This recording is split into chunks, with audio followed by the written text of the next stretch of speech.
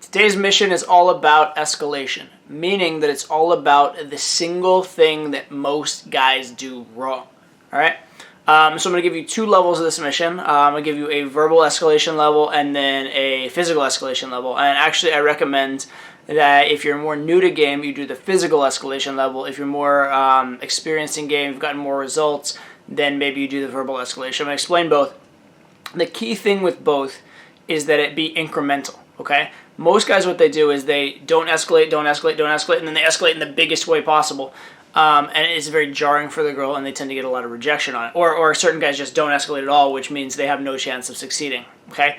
What you'd like to have instead is a gradual ramp up of escalation. We're escalating in a small way, slightly bigger, slightly bigger, slightly bigger, slightly bigger, okay? And so that's what I really want you to learn in this mission is how to escalate gradually, whether it be physically or whether it be verbally, so that your escalation isn't the biggest deal. And so that it just comes as a natural flow of the conversation, natural flow of the interaction, and the girl will be very, very receptive to it within that context, okay? So what I'm doing here is I'm giving you essentially an escalation stack, both physically and then verbally, okay? Now, what I want you to do, again, with this is to start with the move in the stack that seems the least imposing to you. It's usually the one that makes you the least nervous, and you're going to do that. And then once you've done that in an interaction, you're going to try for the next one. And then once you've done that, you're going to try for the next one, and the next one, and the next one, okay? So first I'm going to give you the moves in the physical stack. I'm going to give you, I believe, 6 moves. You can use any 5 of these or use all 6 if you like, whatever. So first, actually, we're gonna go with 5 moves. We'll go with 5 moves. I was gonna do a handshake and then a handshake, but anyway, we'll go with 5 moves. I want you to do exactly this sequence. I want this very formulaic. I want you to know exactly what you're doing. I don't want any guesswork. So we're gonna do exactly this. Okay. So the moves are, and by the way, this is a stack that's been used by a lot of RSD instructors. It's been used in many boot camps. It definitely works. It's not actually the stack I personally use in my own game, but the reason why I use it is that it's very easy to implement, and it does work. It's effective, and it's not subtle. Okay, you know when you're doing these moves. There's no like maybe I did the move, maybe I didn't. They're very obvious moves that you did them. Okay, okay. So here are the moves that I want you to use, and again, you can put these in whatever order you're most or least comfortable with. I'm putting them in the order that I would be probably comfortable with them. Okay, so first one is high five. Right, you can even use this as an open if you want. If you have trouble opening or you're a little shy about the open, you can high five on the open. Variations on this, if you have glass in your hand, you can cheers, which is very useful. It's not technically physical contact, but it has the same effect. Okay, so high five. Next one is what we call the handshake spin, which is you shake the girl's hand and then you spin her like dance style. And with this, by the way, you want to make sure if you're going right hand to right hand, or left to left if you're a lefty, but right hand to right hand, and then you spin out across your body. Do not spin across this way because it won't work, okay? So right hand to right hand, and then you're bringing it, like basically bringing her hand across her body. So across her body, you're going like this. You can practice this if you'd like with a friend, etc. if you've never done it before, okay? But handshake and spin. Now this automatically is man to woman, right? You don't do this with another man. So as soon as you do this with a woman, you are differentiating man and woman. You're also leading, taking charge, etc. Right? It's also interesting, exciting, unusual, etc. It's probably the most used move in all of pickup history, which makes it a little bit cheesy in a way. But the fact that it is the most used move in pickup is for a reason, and that reason is that it works. Okay, so we have high five, handshake, spin. Next one is hand clasp. Right, so you're gonna like literally just clasp the girl's hands. There's a couple ways to make this happen. One way is just put your hands out like this, and then see if she takes them. A lot of times, if you go like this, then she'll just do the same thing, and then you just like can take her hands. The other way you can do it is to kind of like, I'll stand up here, go from like the bottom, you like just kind of like her hands are here, you grab her hands and just pull them up. So you can grab her hands, pull them up and clasp, or pull them around and clasp, anything like that can work, okay? If you're sitting next to a girl, you just put your hand on top of hers, that would count for the same thing, okay? So that's the hand clasp, all right? So we have now high five, handshake, spin, hand clasp. Next one is going to be the hug. Just giving the girl a hug. And again, you can start with like light hugs, like, oh, you're so cute, and then end up with a regular hug, whatever. But a hug of some variety. You know, the more intimate the hug, the better. The more like less of a like buddy and more man to woman, the better. But in any case, you're just escalating to that next step of the hug. Next one is what we call it the waltz dance, but basically it's just sort of like slow dancing with the girl, right? You have an arm around her and you're just kind of rocking, or you actually do like dance with her a little bit, whether jokingly or seriously, okay? So you're escalating to that level. Next one is the neck bite or neck kiss, right? Or you can do ear if you want, neck or ear. So those can work pretty well. And then the next one is a kiss. All right. Now, if you have trouble going for the kiss, first of all, like generally, if there's like a moment of sexual tension, you're looking in her eyes and things have been good, you can probably kiss her. If you are uncomfortable going for the kiss, you don't know what you're doing.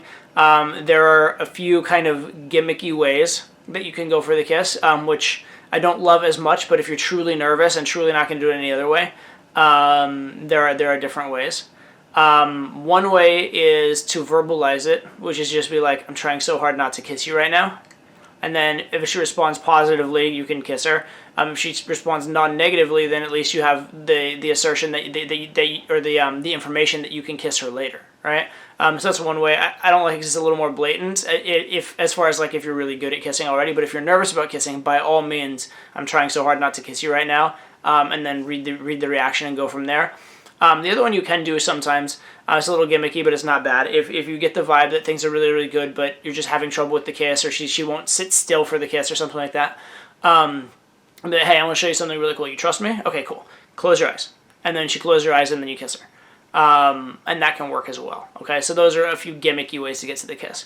The best way, obviously, is if it just occurs naturally, but I do want you going through this sequence and getting used to getting physical with girls, because so many guys are so non-physical with girls. All right, so if you have any nervousness about getting physical, if you are shy about getting physical, inexperienced with getting physical, or you feel that you get physical in very awkward ways as opposed to a way that is kind of escalating gradually, what I want you to do is take those moves, put them in the order of what makes you most comfortable or least uncomfortable to what makes you most uncomfortable. And then I want you to go out in every given interaction you're going to have for a particular night. This is better for night game. It can be done in day game, but it's more of a night game mission because physical escalation is a bigger deal in night game. And I want you to, every single interaction, try and start with that first one, do the first escalation, then the next, then the next, then the next, in a sequence. So your goal for every interaction is to get through the sequence of moves. All right, and you're going to learn a lot about escalation from it. Okay. For those of you who are more experienced, more advanced, also I kind of mentioned that the physical escalation is more of a night game mission. If you're an exclusively day game guy, you might want to consider doing night game. You also might want to consider doing the verbal escalation if you're doing this as a day game mission. So verbal escalation is a little bit different in the sense that the physical escalation, it's moving it physically towards more sexual moves. For verbal escalation, what you're doing is you're creating more intimacy, okay? So what I want to talk to you about there is that it's sort of like different conversational topics and different ways you can speak, which are more or less intimate. So if you're speaking about random small talk topics, that's the least intimate of all. And a lot of times that's where a conversation starts, okay? The next more intimate move is talking about yourself, right? Saying, I feel this is my opinion, this is what I think, interjecting some of your own personality into the conversation. And I actually encourage, a lot of times when I'm teaching technical game and stuff, I encourage that even right off the opener, you do talk about yourself and just avoid all that small talk shit, okay? But so then the next most intimate is expressing yourself, expressing your opinions, having preferences, having beliefs, having stories, that kind of stuff. So we went from small talk to what I call the pronoun I, talking about yourself, okay? The next most intimate thing, more intimate thing, is talking about her. I call this you, right? Talking about her. And the reason you is more intimate than I is it's indicating that you care about her. It's also indicating, it's also making something that she might react to, right? It's a little more risky, right? If you say something about yourself, she's never going to object to that. You say something about her, she might object to it. So there's more contentiousness around talking about you, but it's also more intimate. And actually, a lot of guys who don't have game that just ask the interview mode questions about the girl, assuming the girl liked them enough in the first place, at least they've bridged that layer of intimacy from I to you and given themselves a chance of succeeding. So interestingly enough, the interview questions could theoretically work if the girl already just had such a big crush on you, she's already decided on you. It's just not going to help her to actually get attracted to you. So just a little thing to throw out there. Because the you level of intimacy is a greater one. But then the level of intimacy you really want to get to is the we level. The level where you talk about you and her together, like, oh, what am I going to do with you? I and you together. Or, if we become an item, I'm totally taking you for breakfast because it would be so much fun to wake up in each other's arms, right? Those kind of things, like statements like that, are much, much, much more intimate, right? Even in a negative, we're not going to get along, right? The fact that there's this we there, it implies a relationship, it implies intimacy, okay? So what I want you to do verbally is be focused on that progression from small talk to I to you to we, okay? And that's really the goal, is to get to we, all right? One further layer of this, if you're very, very advanced, and this can be added on the you and we layers, is to try to make the conversation a bit more sexual, okay? So there's a difference between, let's see, you're such a dork, which is a nice little you tease, versus you're fucking trouble, right? Because that's more sexual, right? There's a difference between, I'm not sure if you and I are going to get along. This is more on the we level because it's you and I, versus if you go like, I don't know, I think you might be a starfish in bed, right? So now you've not only gone to that you or we level, but you've sexualized it as well. You've added some sex into it. And that's the next level I'd like you to go to. So if you were to add another level onto it, it'd be it's a small talk, I guess, small talk, I, you, we, and then we with sex involved. And along the way with you can throw in some sex, like some sexual references and sexual entends in the you. So once you're in that you and we area, once you're in that level of riskiness, you can also be risque, meaning you can make it sexual as well.